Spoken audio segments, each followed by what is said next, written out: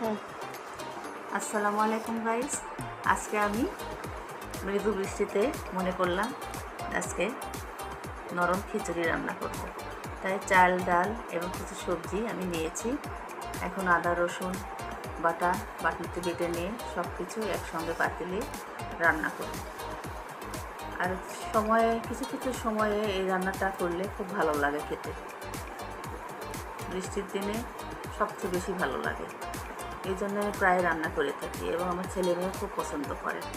তাই এই রান্নাটা যদি আপনাদেরকে ভালো লাগে অবশ্যই সাবস্ক্রাইব এবং লাইক করতে ভুলবেন না। দেখতে থাকুন রান্নাটা কেমন হয়।